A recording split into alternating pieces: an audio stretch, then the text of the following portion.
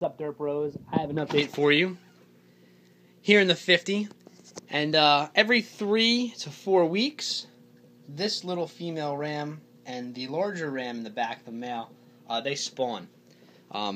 It's every 3 weeks right now because she's so small. Larger females will take longer, anywhere from a month to like 5 or 6 weeks. She only lays a few eggs, so it doesn't take her that long to replenish her supply, and then she'll be ready to mate again. So for her right now, it's about between every 3 and 4 weeks. She's ready to spawn, and then he'll spawn with her.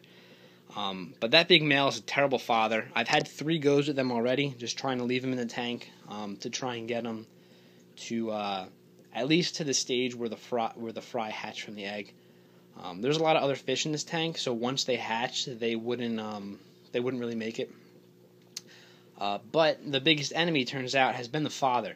And normally what will happen is once they lay eggs, some of them will turn like a milky white.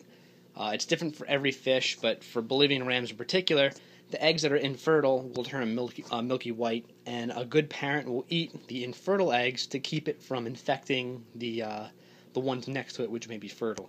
This guy just starts eating everything, and then since he's twice the size of the female, he just chases her away whenever she comes over and tries to guard the eggs. So it's because of him. He's not really being a good dad. I don't blame him. He was in, we call it the Auschwitz tank. I gave him to my friend's girlfriend, and she left the tank in her basement for about 5 months. And almost every single fish that we gave her died. He was one of the few survivors. But, you know, 3 times, 3 strikes, you're out. So this time they laid the eggs, and I took them away right away because I saw him starting to eat them again. And I set up a little 2.5 nursery tank. So down here, you can see all I did was take the terracotta pot that they spawned on. I just removed that, as opposed to removing the eggs off it and then placing them down here. I have the temperature set at 79 degrees, which is pretty optimal for Bolivian rams. Even the fry, normally you want to keep fry at a higher temperature than the adults. You know, they'll grow faster, and plus babies are normally born during certain seasons, usually the wet season when it's starting to get warmer again, things are melting. But these guys, you're going to want them to keep them cooler than, say, you would a German blue ram or discus. So 79 is pretty optimal for them. I have a filter set up over here. That's the filter that you will notice used to be up on the top-hand corner where I would run my CO2 into. So I took apart my CO2. I was going to have to replace that this week anyway, so it really wasn't too bad. So I just disassembled that, put the filter up there, so each seated already. Got one of my heaters that I had on standby in there. Threw a little filter guard on so that when they do hatch, they don't get sucked up. And you can see right here, I'm going to have to play with this to get it set up correctly. I have an air bubbler which broke off, so it's making huge bubbles, which I really don't want, so I'm going to have to try and find some other way to do this. But I have a bubbler right next to the eggs. And that's for 2 reasons. One is that eggs really need well-aerated water, and the second is that they need water flow. And I do have a filter on in here, but that's not really generating a lot of water flow on the inside of that terracotta pot. Normally, the parents of the fish would be right on top of that, fanning it constantly all day. And one of the biggest enemies of unhatched eggs is fungus.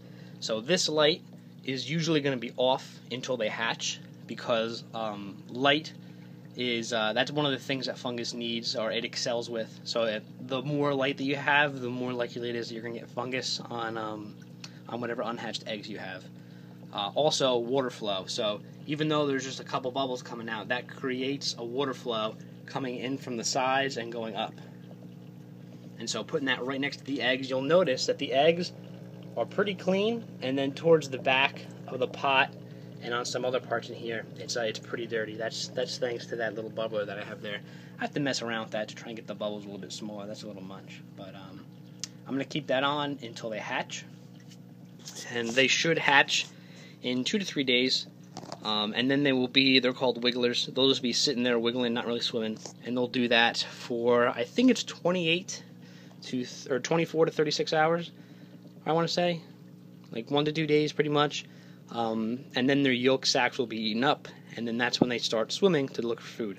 So you don't have to feed them until they start free swimming, but once they do, you're going to want to feed them. Their stomach's empty in about 20 minutes after you feed them. So you're going to want to feed them many times a day, probably like 5 or 6 times a day. Best food is newly hatched baby brine shrimp. I got frozen baby brine shrimp with my last batch that I raised, which was almost a year ago now. Baby brine shrimp, when they're frozen, they swell up, and it's really difficult for newly hatched fry to eat them. You can try Hakiri First Bites, or if you don't feel like or don't have access to hatching your own brine shrimp, I would say just stick with normal flake food. I would put it in a plastic baggie and just grind it until it's powder. Then you're going to want to take one of these, turkey baster. You're going to want to grind up that stuff, put a little pinchful in a little cup of water, kind of swish it around, and then take it out with the turkey baster and dose accordingly. You really want to feed as little as possible because they need like impeccable water quality. But yeah, I got sick of having the dude eat them, so I took them out. It's set up right here on the bottom of my 50,